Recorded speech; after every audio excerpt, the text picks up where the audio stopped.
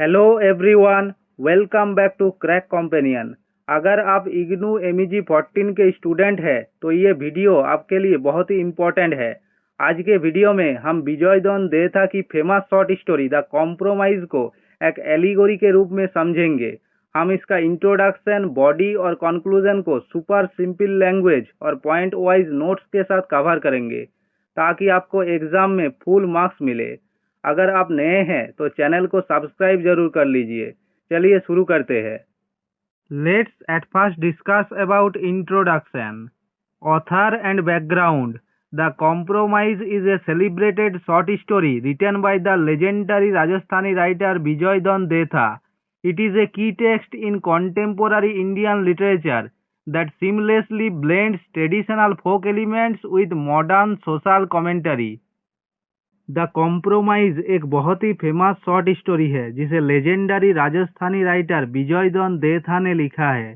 ये कॉन्टेम्पोररी Indian literature का एक बहुत ही इम्पोर्टेंट टेक्स्ट है जो ट्रेडिशनल फोक एलिमेंट्स, भाषा और संस्कृति और मॉडर्न सोशल कमेंटरी को सीमलेसली ब्लेंड और आपस में मिक्स करता है।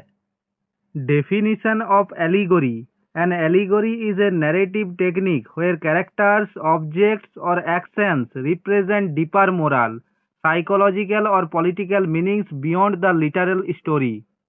एलिगोरी एक ऐसी नैरेटिव टेक्निक, कहानी सुनाने का तरीका है जहाँ कैरेक्टर्स, ऑब्जेक्ट्स या एक्शन कहानी के लिटरल, साफ और असली मतलब से कहीं ज़्यादा एक गहरा मोरल, नैतिक, साइकोलॉजिकल और मानसिक या पॉलिटिकल और राजनीतिक मतलब दिखाते हैं।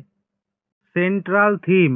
Literally, the story is about a young hostel student named Askaran and his magic mirror. Allegorically, it is a powerful critique of the gradual decay of human conscience and how individuals make ethical compromises to attain material wealth and success in a corrupt society. Literally अगर ऊपर ऊपर से देखे तो ये कहानी एक जवान हॉस्टल स्टूडेंट आस्करन और उसके मैजिक मिरर, जादुई आईने के बारे में है। एलिगोरिकली गहरा मतलब में ये इंसानी कॉन्सायंस और जमीर के धीरे धीरे खत्म होने पर एक बहुत बड़ा क्रिटिक हमला है और ये दिखाता है कि कैसे लोग एक करप्ट सोसाइटी, भ्रष्ट समाज में पैसा और सक्सेस पाने के लिए अपने एथिकल कॉम्प्रोमाइजेस और नैतिक समझौते कर लेते हैं। Now let's discuss about the character of Aaskaran, symbol of the modern everyman, the ordinary individual. Aaskaran starts as a humble simple village boy studying in an urban college and living in a hostel. He represents the ordinary middle class individual driven by the desire to escape poverty and improve his family's economic condition. Aaskaran की शुरुआत एक simple और humble गांव के लड़के के रूप में होती है जो एक शहर के कॉलेज में पढ़ता है और हॉस्टल में रहता है। वो एक आम मिडिल क्लास इंसान को रिप्रेजेंट करता है जो गरीबी से बाहर निकलने और अपने परिवार की इकोनॉमिक कंडीशन को सुधारने की चाहत से ड्राइवन है। The inward conflict. His regular habits of self-reflection symbolize the internal struggles every human faces between immediate temptations and deep-rooted moral values. उसका रोजाना सेल्फ रिफ्लेक्शन करने का तरीका हर इंसान के अंदर चलने वाली उस इंटरनल स्ट्रगल, अंदरूनी लड़ाई को दिखाता है जो इमीडिएट टेम्पटेशन, तुरंत मिलने वाला लालच और डीप रूटेड मोरल वैल्यूज, गहरी नैतिकता के बीच होती है। Now let's discuss about the mirror and the image, allegory for conscience and soul. The voice of the soul. The most prominent allegorical device in the story is Askaran's mirror. The reflection inside the mirror acts as his inner conscience, Atma or soul. It serves as his moral guide, talking back to him and pointing out his mistakes. इस कहानी का सबसे बड़ा और important allegorical device आस्करन का mirror है। Mirror के अंदर का रिफ्लेक्शन उसकी इनर कॉन्सायंस, आत्मा या जमीर की तरह काम करता है। ये उसका मोरल गाइड बनता है जो उससे पलटकर बात करता है और उसकी गलतियां पॉइंट आउट करता है। Shape shifting as moral decay. Whenever Askaran commits an immoral act, such as drinking or pursuing base pleasures, the mirror reflects his face with horns, or changing into a goat or a donkey. These magical folk elements allegorically depict how vice dehumanizes a person and degrades their spiritual self.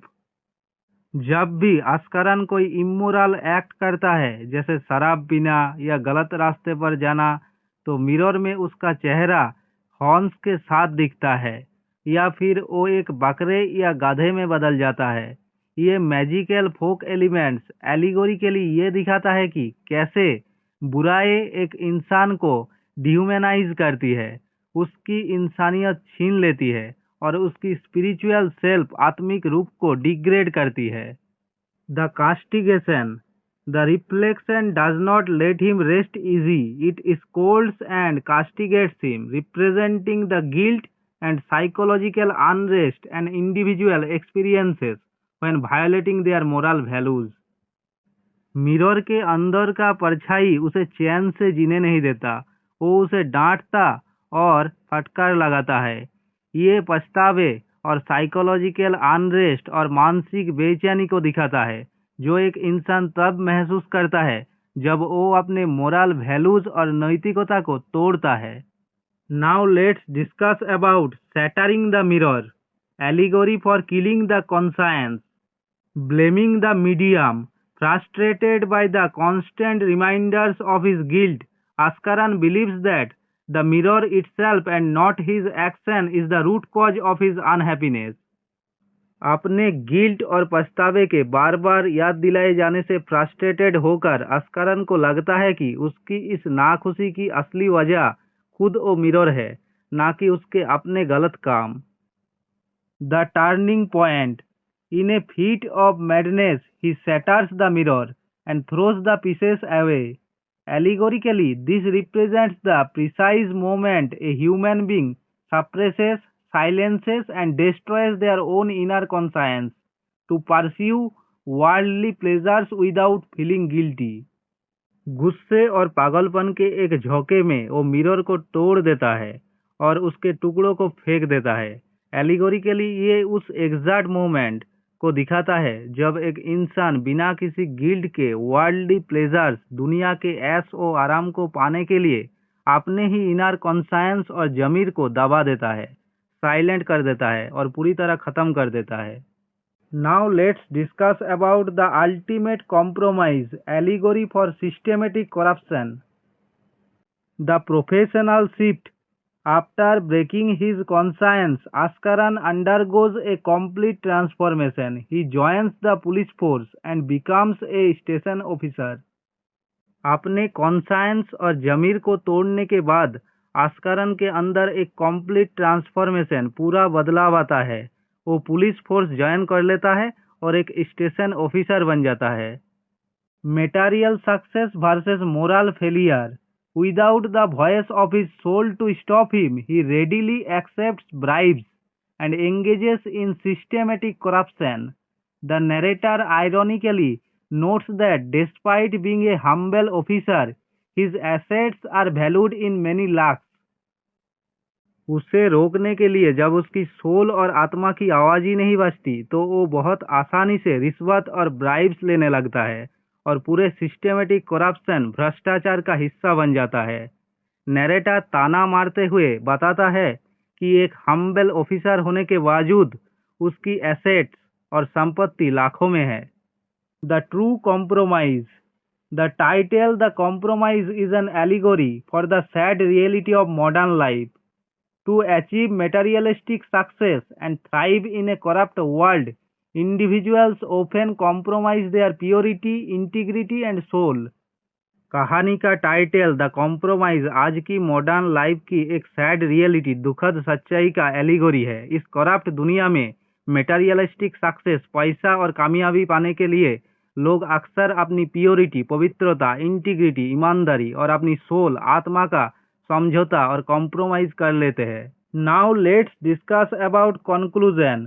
The blending of style. Vijaydan Detha brilliantly uses the simplicity of a Rajasthani folk style narrative to convey a heavy universal psychological truth। Vijaydan Detha बहुत ही brilliantly एक Rajasthani folk style narrative की simplicity को use करते हैं ताकि एक heavy और यूनिवर्सल साइकोलॉजिकल ट्रूथ को कन्वे कर सके। Final takeaway, the story is a timeless allegory warning readers about the dangers of losing one's moral compass. It leaves the reader with a haunting realization that when humans eliminate their inner voice of accountability, they might gain worldly riches, but they ultimately lose their humanity। ये story एक timeless allegory है जो readers को अपना moral compass नैतिक रास्ता खोने का खतरों के बारे में वार्न करती है। ये रीडर को एक हॉन्टिंग रियलाइजेशन हिला देने वाला एहसास के साथ छोड़ती है कि जब इंसान अपनी अकाउंटेबिलिटी की इनर वॉइस को ख़त्म कर देता है तो वो वर्ल्डली रिचेस दुनिया की दौलत तो पा सकता है पर आखिर में वो अपनी ह्यूमैनिटी इंसानियत पूरी तरह खो देते हैं। तो दोस्तों ये था हमारा आज का answer the compromise as an allegory पर। आई होप आपको इसका इंट्रोडक्शन, बॉडी पॉइंट्स और कंक्लूजन अच्छे से समझ आ गया होगा। अगर कोई भी डाउट हो तो नीचे कमेंट करके ज़रूर बताएं। वीडियो अच्छी और हेल्पफुल लगी हो तो प्लीज़ लाइक करें और अपने इग्नू MEG 14 के फ्रेंड्स के साथ शेयर जरूर करें। मिलते हैं अगली वीडियो में एक नए टॉपिक के साथ। Thank you so much.